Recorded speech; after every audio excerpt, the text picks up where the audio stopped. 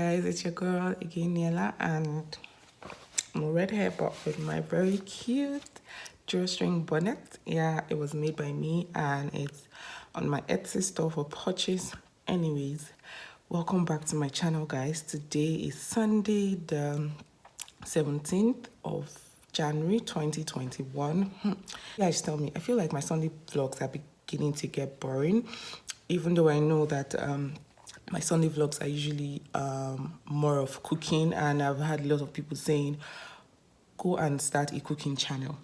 The thing with all this advice is when you eventually start one, people will not watch. You won't get subscribers. People who have been gingering you to start, you will not see them on the channel. So I don't think I want to create a separate channel for cooking, but you guys tell me, do you think I should create like a separate channel for cooking, or you feel like my Sunday vlogs are now boring? Like, okay, no be food she won't cook. What's the new thing? Anyways, I just want to have you guys' opinion on that. Today I'm just going to be showing you a lazy way to make jollof rice. That's how I feel like today, or that's how I felt like yesterday. I told myself I was going to make like jollof rice, and I'm going to make it like the laziest way ever. So if you guys want to know how I'm going to do that, keep on watching. And I'm going to be making it with barbecue fish. Remember the croaker fish I bought from Darasi Foods? I still have the remaining one. I think I'm just going to bunch, like I'm going to make everything today. If we finish it today, fine. If we don't finish it today, I know it's going to be in the fridge somehow.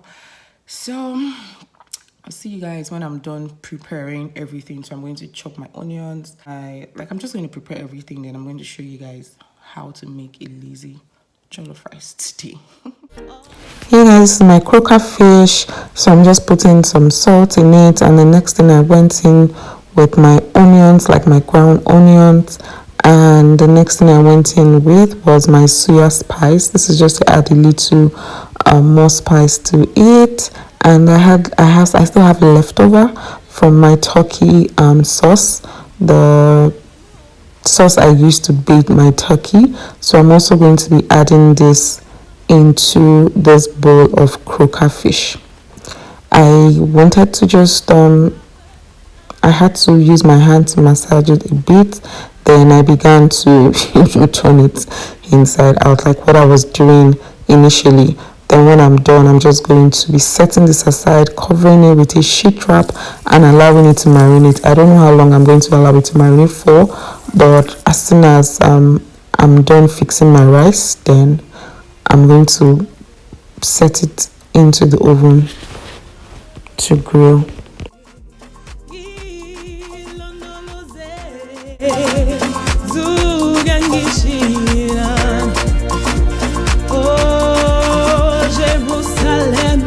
That's my home, that's my home. It is where I find my. So guys, I have like 7 cups of rice here, and this is the cup at which I used to measure it. The thing is, for the 7 cups of rice, I'm going to be using 10.5 cups of water from this. I don't have any meat stock, or turkey or chicken stock. I was supposed to make turkey today so that I could use the stock to make jollof rice, but I was like, do you know what, we are going to eat fish today. So for 1 cup of rice, for 1 cup of this rice, it takes 1.5 cups of water. So if I'm to cook 1 cup of this rice, I'm going to be using 1.5 cup of water of this. So like I said, I have 7 cups of rice here, 10.5 cups of water. So that's 7 cups times 1.5. Remember, 1 cup of rice takes 1.5 cups of water. So 7 times 1.5, I think it should be 10.5, but I'm going to confirm with my calculator when I'm done. And these are my ingredients here. I have my onions, I have my ginger, I have my red pepper, I have my curry, my tomato paste, I have rosemary. I'm not going to be using so much of this because my curry is masala curry. It has like the mix of thyme and rosemary, so I'm just going to be putting a pinch of thyme and rosemary. My thyme is grounded and is dry, so you can see ground thyme. So I'm going to be putting this into the pot with 10 cups of water, but I'm going to be mixing my tomato paste with maybe like 4 cups of water so that it gets like it's very liquidy. I learned that over time instead of just pouring the paste into it. And I won't even use all this. This is a lot of tomato paste for the amount of cup of rice I want to cook. The first time I tried it, I used it, and the rice was really, really like when you make jollof rice and it feels like the tomato is more than the rice. That's how it felt. So I'll probably be using maybe like half of it. Yes, and I'm going to show you guys the outcome in the pot. So guys, I already poured like 5 cups of water. I already did that so that I will know that I just have like 5 more cups to pour in. So I'm just adding my stock cubes into the pot. And let me just mention that I already turned my pressure cook on. I did this on purpose, but you can decide to just use hot water instead.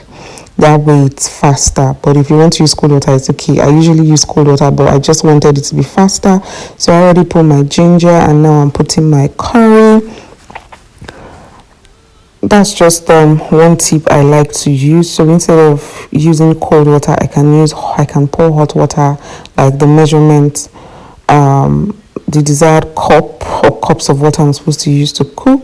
I just pour it in there. So I already have my rosemary and now my ground thyme, and this is red pepper. I think I had put salt at one point, but I'm not sure if I should that part yet. So in goes my onions. So the next thing I did was to mix my tomato paste with water. I think I mixed at about 2 cups or thereabout. So that's 5 plus 2, that's 7 cups, and I have 3.5 cups left. You can decide to pour all the cups of water together. That way you don't lose count. I usually do that, but for today, I was just trying to show you guys the steps I do sometimes. So anyways, now I'm just going to set it to rice. I already turned off the pressure cook, so I set it to rice, and the time to cook for rice is basically 12 minutes as soon as the pot pressures.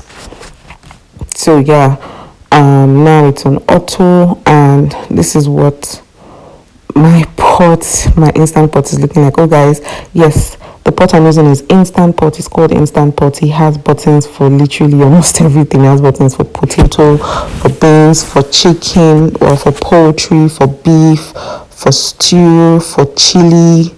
I haven't made chili before, but I think anything I'm going to make chili, I'm going to be using my instant pot to make chili.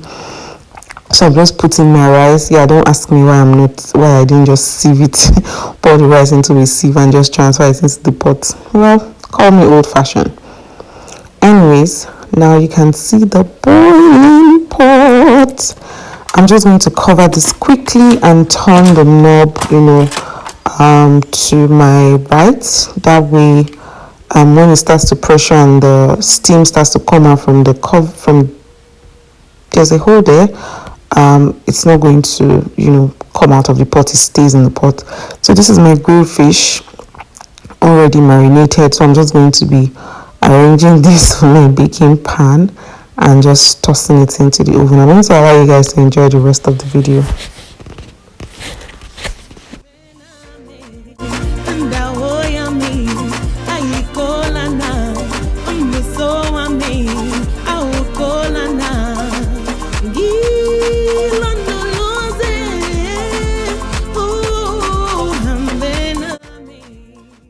So now my rice is ready. When it's ready, when it starts to calm down and it's up to 12 minutes, it just changes the status to low pressure. So it just, comes under low pressure, and that way the pot tends to starts to depressurize.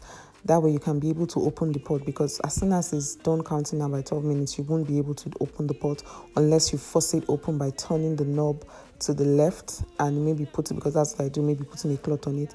But remember that for every cup of rice you're cooking, you're going to be using 1.5 cup of water.